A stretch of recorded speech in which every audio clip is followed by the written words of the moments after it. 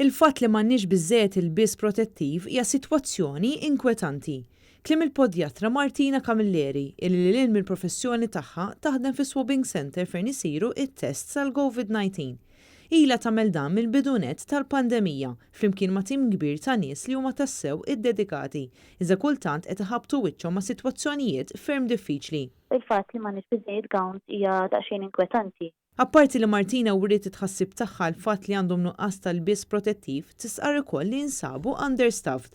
Sa ftit ilu kienu jkunu tnejn illi jagħmlu l-swab test. Issa qed tkun biss persuna waħda li toħroġ biex tagħmel dan it-test. Ta' ftit ġimgħat ilu konna equipped kif suppost kif għandu jkun biex nagħmlu l-swabbing safely. Però fl-aħħar ġimgħat għalunna li m'għandniex biżżejjed gowns, allura ħajkollna bżonn innaqsu l-ammont ta' nies li jgħinu waqt is-swabbing test.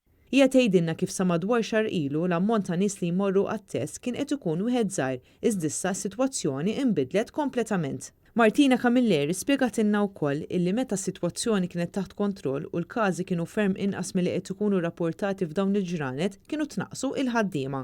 Ħaġa li l-ħaddiema ma kinux qablu magħha minħabba l-biża' li meta tfaqqa second wave ma kien se jkun hemm ħaddiema biżżejjed kif fil-fatt ġara.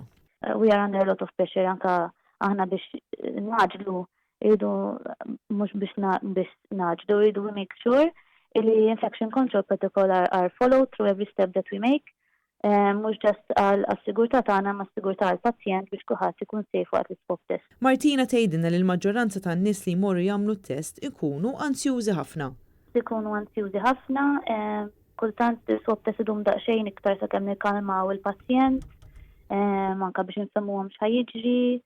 Ovvjament it-tfal ma jkunux daqshekk kooperattivi, msieken, mftor tagħhom, imma you can imagine kultant is-swab test idum daqsxejn iktar milli jieħu kieku persuna tkun kalma.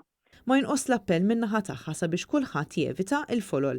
L-appell tiegħi huwa li dejjem iżomm safe u tevita l-folol, importanti li tilbes il-maskra u l-hand hygiene. Jekk inti taħdem fil-qasam tas-saħħa, it is my opinion li tiġi swabbed kultant żmien to make sure li inti okay ħabel taqma' ħafna nies vulnerabbli.